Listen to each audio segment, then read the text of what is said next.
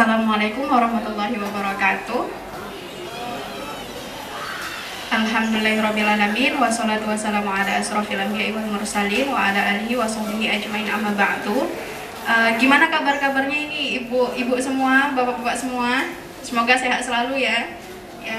Insyaallah di sini saya sebagai dokter muda daripada bagian Sase Ilmu Kesehatan THT akan menginformasikan beberapa informasi terkait dengan penyakit gondok. Nah, sebelumnya ibu-ibu di sini pernah tahu tentang penyakit gondok?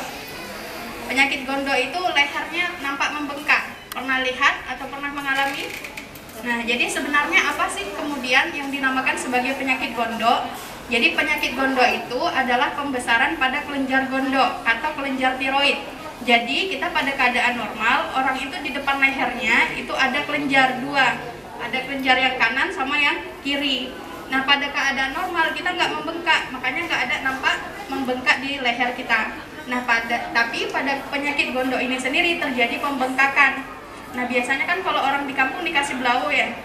Nah, jadi ini sebenarnya seperti apa? Apa sih penyebabnya? Nah, penyebabnya itu yang pertama bisa karena kekurangan yodium. Yodium itu kita dapatkan dari mana? Dari garam. Nah, ibu-ibu kalau di rumah usahakan itu pakai garam yang beryodium. Karena kalau kekurangan yodium bisa nanti lehernya bengkak nih, kayak kemudian penyakit gondok ini sendiri. Nah, terus apalagi kelainan metabolik, lalu kemudian infeksi. Nah, jadi dalam proses kita memproses makanan tersebut itu haruslah higienis supaya nggak terjadi kemudian infeksi. Kemudian ada juga penyebabnya adalah autoimun, memang sudah bawaannya. Nah, nanti ada juga anak-anak yang itu besar pada kelenjar gondoknya itu sendiri. Nah, lalu dalam proses gangguan tiroid ini ya, kelenjar gondok ini kan dia menghasilkan hormon. Hormonnya itu namanya tiroid. Nah, ada gangguan yang namanya itu kekurangan hormon tiroid atau kita sebut sebagai hipotiroid. Nah, jadi apa kemudian gejala daripada hipotiroid? Yang pertama, orangnya nggak tahan dingin. Nah, jadi kalau kemudian dia itu udaranya dingin gitu kan, dia nggak tahan. Di Loksmawe kan panas, nah tapi dia merasa dingin. Nah, itu pertama, gejala orang yang kekurangan hormon tiroid. Nah, yang kedua, nafsu makannya menurun. Dia nggak ada nafsu makan, tapi berat badannya meningkat. Jadi kebalikan. Nah, ini kan bahaya ya, nafsu makan nggak ada, tapi berat badannya terus meningkat. Nah, selanjutnya apa? Dia lemas. Kalau mau melakukan apapun dia lemas. Nah, ini kemungkinan adalah gejala dari kekurangan hormon tiroid. Nah, bukan hanya kekurangan yang berbahaya, tapi kalau kelebihan hormon tiroid pun bisa mengakibatkan gejala-gejala. Nah, apa kemudian gejalanya? Kalau tadi hipotiroid kan dia nafsu makannya turun. Kalau hipertiroid nafsu makannya banyak, dia banyak tuh makannya, tapi berat badannya tuh turun.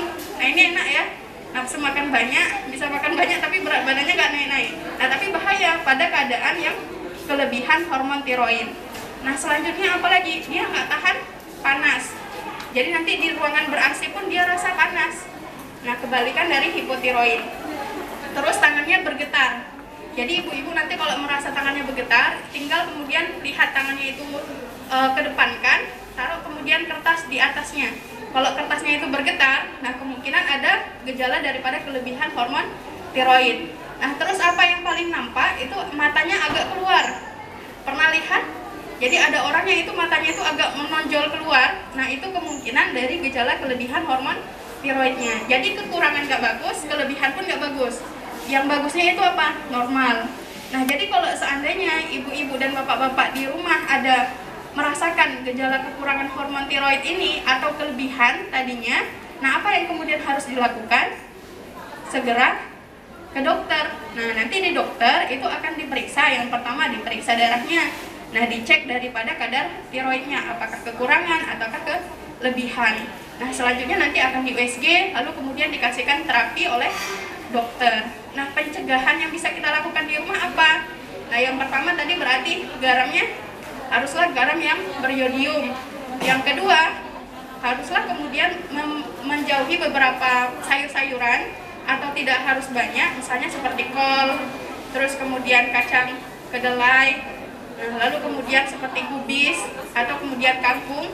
Nah, karena beberapa sayuran tersebut itu dapat memicu terjadinya gangguan pada kelenjar tiroid ini sendiri. Nah, kalau seandainya ini dibiarkan, tidak kemudian berobat ke dokter, nah apa yang bisa terjadi? Pertama itu bisa terjadi masalah pada jantung. Karena hormon tiroid ini kelebihan, dia juga jantungnya berdebar-debar. Jadi walaupun dia dalam keadaan duduk seperti orang yang baru lari, jantungnya itu berdebar-debar. Nah, bisa terjadi masalah pada jantung. Selanjutnya masalah pada mata. Jadi kalau matanya dibiarkan terus membekak seperti itu, bisa terjadi kerusakan pada penglihatannya.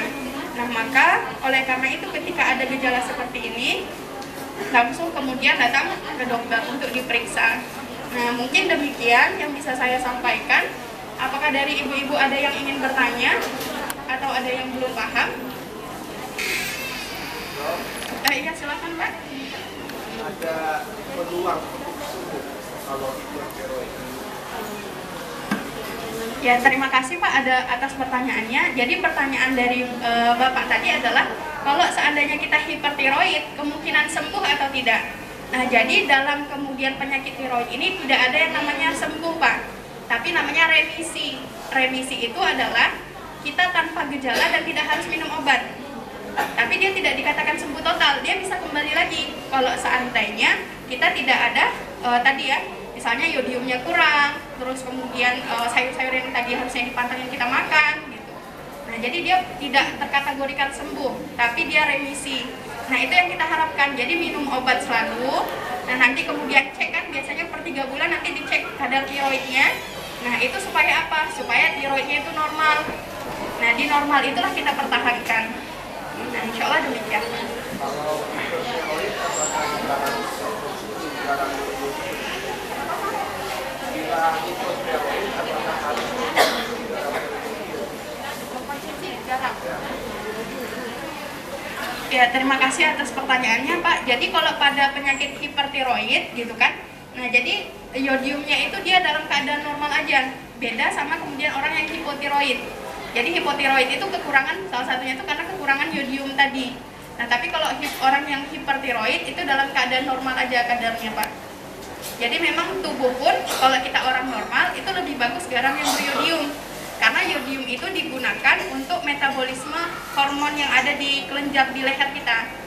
Nah, jadi kalau kekurangan yodium bisa terjadi penyakit-penyakit ini gitu. Insya Allah. bisa garam biasa ya, garam tradisional biasa ya? Iya, untuk garam tradisional juga ada yang merek yang rendah yodium juga ada Pak. Terima kasih Pak. Ada lagi yang ingin bertanya?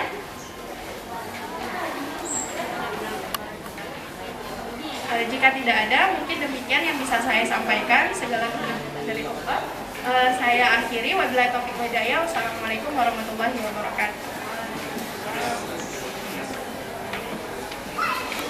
Terima kasih banyak Bapak Ibu sekalian. Kami dari Fakultas Masyarakat Umum Cimutia mohon pamit, kami akhiri. Wabillahi taufiq wal hidayah. Assalamualaikum warahmatullahi wabarakatuh.